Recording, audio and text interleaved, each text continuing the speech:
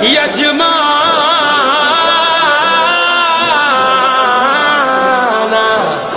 اعوذ باللہ من الشیطان اللعین الرجیم بسم اللہ الرحمن الرحیم ان اللہ لا یغیر ما بقوم حتی یغیروا ما بانفسہم۔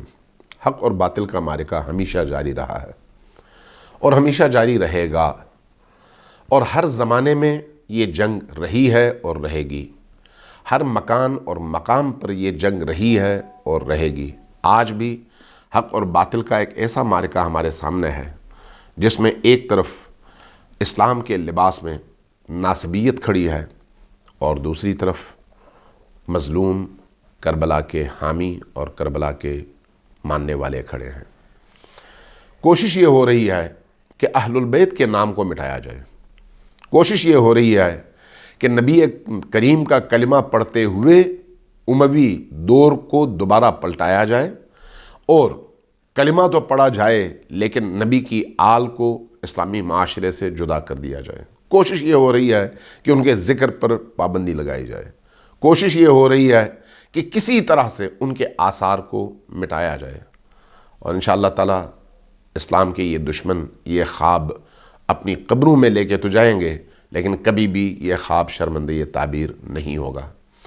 ان خوابوں میں سے ایک کوشش یہ ہے کہ 40 کے وہ جلوس جو حسین ابن علی علیہ السلام کے نام پر آپ کے درد، آپ کے غم، آپ کے سوگ اور آپ کی اس عظیم حریت کی یاد کو زندہ رکھنے کے لیے ریلیاں اور جلوس نکالے جاتے ہیں، ان پر پابندی لگائی جائے۔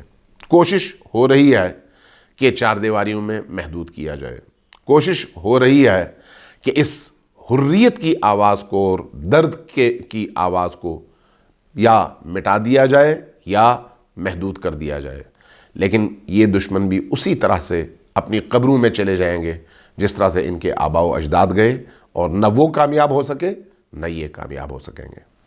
اس سال 40 کا جلوس اپنی نوعیت کے اعتبار سے، اپنی اہمیت کے اعتبار سے انتہائی اہم ہے۔ اس جلوس میں شرکت انتہائی اہم ہے۔ میں آپ دوستوں سے عرض کروں گا کہ ان جلوسوں میں، خصوصاً 40 کے جلوس میں، تمام ان روٹس کو اسی طرح سے بحال رکھتے ہوئے جو ماضی میں بحال تھے، اور جلوس ان روٹس پر نکلا کرتے تھے۔ یہ گزارش کروں گا کہ وضو کر کے نکلیں، یہ گزارش کروں گا کہ اکیلے نہ نکلیں، اپنے بیوی بچوں کو لے کر نکلیں، یہ گزارش کروں گا کہ اپنی معصوم اولاد کو بھی لے کر نکلیں، یہ گزارش کروں گا کہ حتیٰ اپنے بوڑھے والدین کو بھی لے کر نکلیں۔ اگر وہ چل نہیں سکتے تو ویل چیئر کا بندوبست کریں۔ میں نے خود یہ کام کیا ہے، اور انشاءاللہ تعالی میں بھی اپنے بزرگوں کو لے کر اس جلوس میں نکلوں گا، تاکہ دنیا کو پتہ چلے کہ ہم حسین والے ہیں، حسین والے میدان چھوڑتے نہیں ہیں۔ اس جلوس میں شرکت کے لیے اپنی معنویت کو پیش نظر رکھیں۔ 40 کے حوالے سے جتنے بھی زیارت نامے ائمہ اہل البیت سے منقول ہیں، ان کو پڑھ کر گھر سے نکلیں، اپنے دل کو کربلا والوں سے جوڑ کر گھر سے نکلیں، کربلا والوں کے غم کو اور اسیران حرم کے درد کو محسوس کرتے ہوئے گھر سے نکلیں، سیاپوش ہو کر گھر سے نکلیں، یہ سوچ کر گھر سے نکلیں کہ اگر آپ کربلا میں ہوتے تو کربلا والوں کے ساتھ ہوتے، چاہے وہ شہید ہوں چاہے وہ اسیر ہوں، چاہے وہ زینبی قافلہ ہو چاہے وہ حسینی قافلہ ہو۔ یہ سوچ کر گھر سے نکلیں کہ ہو سکتا ہے یہی آپ کا اٹھایا ہوا ایک قدم آپ کو دنیا اور آخرت دونوں میں حضرت فاطمۃ الزہرا سلام اللہ علیہا کی بارگاہ میں سرخرو کر دے۔ یہ سوچ کر گھر سے نکلیں کہ آپ کے اٹھائے ہوئے ہر قدم کا عوض اللہ آپ کو اس دنیا میں بھی دے گا اور اس دنیا میں بھی دے گا۔ یہ سوچ کر گھر سے نکلیں کہ آپ نے دشمن کے چہرے پر اہل البیت کی محبت کا تمانچہ مارنا ہے۔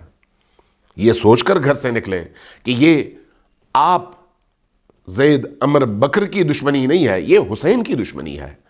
حسین کے ذکر کو روکنا حسینیوں سے دشمنی نہیں ہے، حسین سے دشمنی ہے، اور حسین سے دشمنی نہیں ہے، حسین کی والدہ سے، حسین کے والد سے، حسین کے جد سے دشمنی ہے۔